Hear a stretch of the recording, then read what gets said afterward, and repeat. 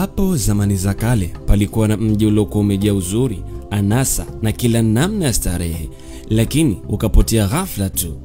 Walikuwa na kila kitu: utajiri, nguvu, mashamba yenye rutuba na uhuru wa kufanya chochote walichotaka.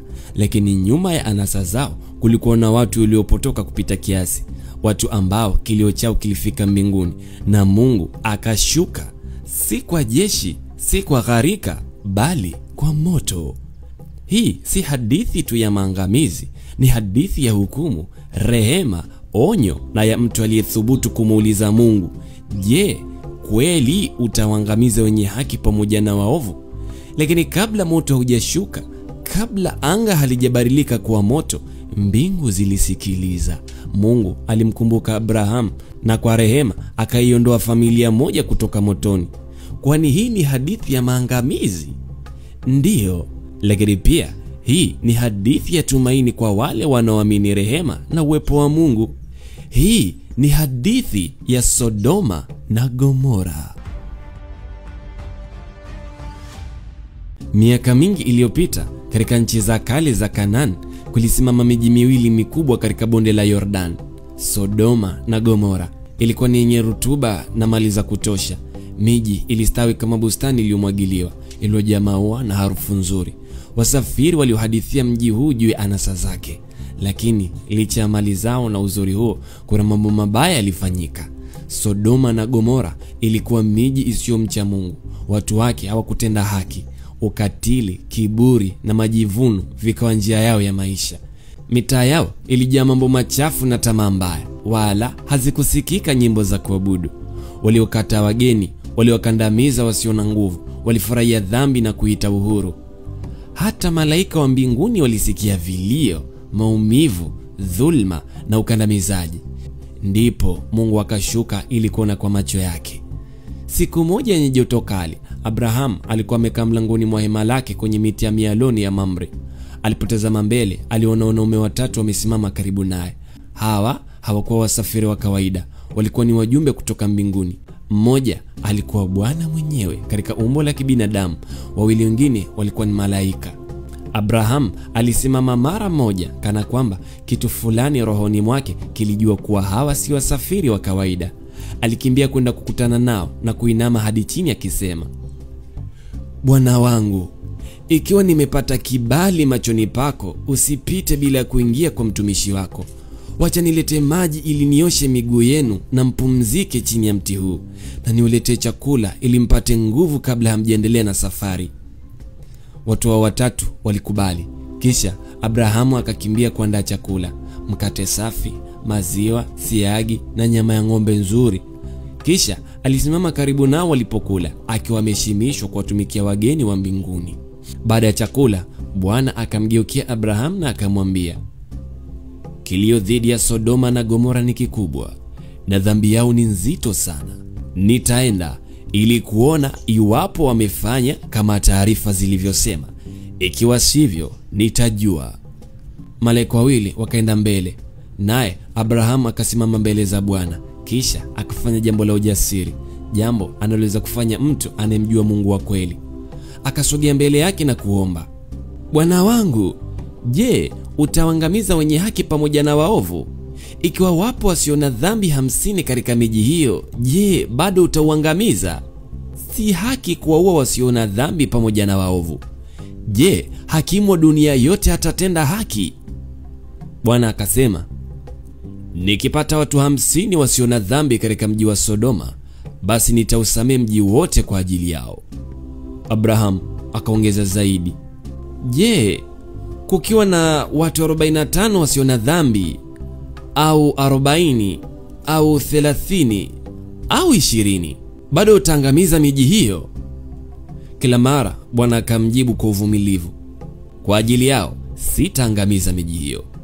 Hatimaye Abrahamu akauliza, vyema, vipi kama ikiwa watapatikana watu 10 tu wasio na dhambi? Bwana akasema, kwa ajili yao hao 10 sitaangamiza miji hiyo. Kisha Bwana akaondoka na Abrahamu akarudi kwenye hema lake, moyo wake ukiwa mzito, akitumaini kuwa angalau kulikuwa na watu 10 wasio na dhambi huko katika miji ya Sodoma na Gomora. Jua lilipozama, malaika wale wawili wakafika lango la Sodoma. hii ikimaanisha kuwa saa ya hukumu ilikuwa ikikaribia. Na usiku ulipofika, malaika wakaingia mjini Sodoma. Lut, mpa wa Abraham, alikuwa amekaa langoni. Alikuwa ameishi Sodoma kwa miaka mingi, akivutiwa na mali na ardhi yake yenye rutuba licha ya sifa yake mbaya. Alipoona wageni tu, alisimama na kusujudu huku akisema, bwana zangu, tafadhalini njoni nyumbani kwa mtumishi wenu mkalale. Mnaweza kuosha miguu yenu kisha kuendelea na safari asubuhi. Malaika wakasema, hapana, tutalala uwanjani. Lakini Lut alisisitiza kwa nguvu. Alijua hatari ya usiku mjini Sodoma. Alijua uovu wa watu wake. Barabara hazikuwa salama nyakati za usiku, si kwa wasafiri, hata kwa wasio na hatia. Hatimaye malaika wale walikubali, naye akawaingiza nyumbani kwake na kuandaa chakula. Lakini kabla hawajalala, kelele za ajabu zikasikika huko nje. Wanaume wa Sodoma, vijana kwa wazee, walikusanyika nje ya nyumba ya Lut, wakigonga mlango wakisema, wako wapi wanaume waliokuja kwako usiku huu? Watoe tuwajue. Hapa kuwajua haimaanishi ukarimu, ni fumbo la shambulio la kuingilia kinyume na maumbile, ishara ya upotovu wa Sodoma na dharau yao kwa wageni. Lut akatoka nje akifunga mlango nyuma yake. Ndugu zangu, tafadhali msifanye ovu hili. Kisha akatoa pendekezo la kushtusha akisema, nina binti wawili ambao hawajawahi kumjua mwanaume. Nitawaleta kwenu mfanye mtakavyo, lakini msiwaguse wageni hawa. Lakini umati wa watu kapandwa na hasira. Ondoka hapa, wewe ni mgeni hapa, na kivipi unataka kutupangia? Tutakufanyia mabaya kuliko wao. Wakamrukia Lut ili kuuvunja mlango, lakini wale wageni wawili malaika wakaamua kutumia uwezo wao, wakawapatia upofu wa ghafla. Watu wote wakaanza jigonga ukutani, wakitangatanga gizani. Lut alitazama kwa hofu. Hawa hawakuwa binadamu wa kawaida, bali walikuwa ni wajumbe wa Mungu. Malaika wakamwambia Lut, una mtu mwingine hapa? Wanao, binti zako au yeyote wa familia yako? Watoe katika mji huu haraka, tutauangamiza mji huu, kwa sababu habari zake zimefika kwa Bwana, naye ametutuma tuuangamize. Lut akakimbia kuambia wakwe zake, wanaume walikuwa wamepanga kwa binti zake, haya, ondokeni haraka eneo hili, Bwana yu karibu kuuangamiza mji huu. Lakini wakamcheka wakidhani anatania. Wazo la adhabu kutoka kwa Mungu lilionekana la kipuuzi ndani ya jiji lililojiamini katika uovu. Na asubuhi ilipofika, malaika wakamwambia tena Lut, harakisha, mchukue mkeo na binti zako, la sivyo nanyi mtaangamizwa. Lakini Lut akasita. Labda alikuwa na hofu ya kuacha mali zake. Hapa maandishi haya kuweka wazi, lakini alisita.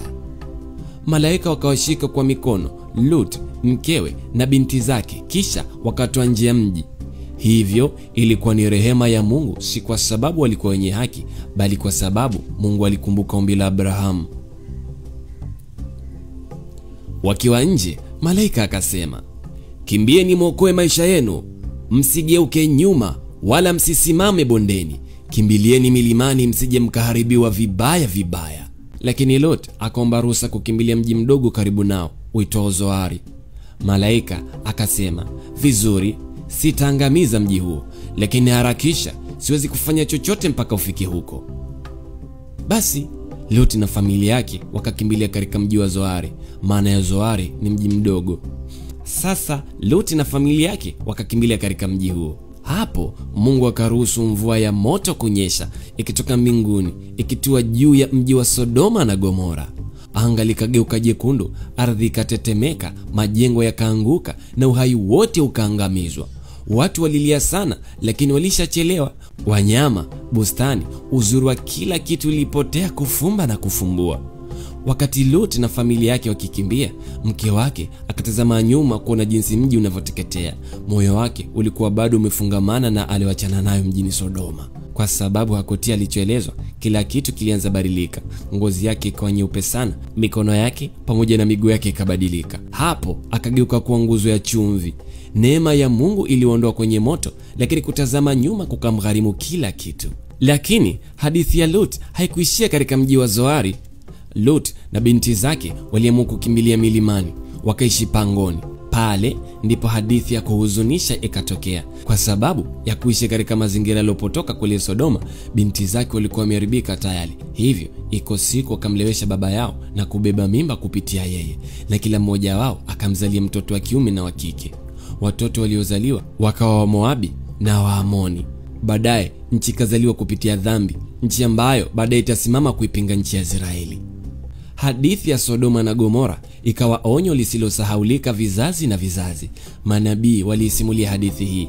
Yesu ama Nabii Isa alitumia hadithi hii kama mfano.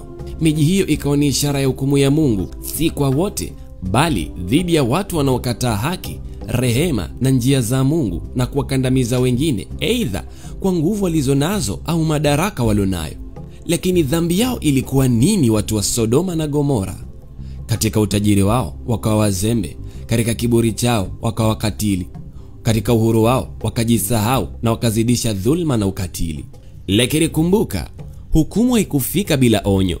Mungu alisubiri, alitazama, alitoa nafasi mpaka pale kuvumilia kulipomshinda. Wakati kilio cha waliokandamizwa kilifika mbinguni, ndipo moto wa Mungu uliposhuka. Hata hivyo, katika simulizi hii ya giza bado kuna nuru ya rehema. Mungu alizuia hukumu hadi pale wenye haki walipotolewa.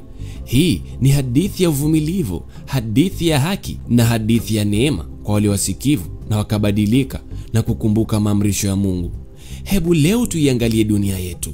Kuna nchi nyingi zenye mali na utajiri kede kede, lakini viongozi wao wamejaa viburi, ukatili na unyanyasaji. Mataifa yaliyowahi kushika maadili ya Mungu sasa yanayakumbatia yale yale yaliyoangamiza Sodoma na Gomora.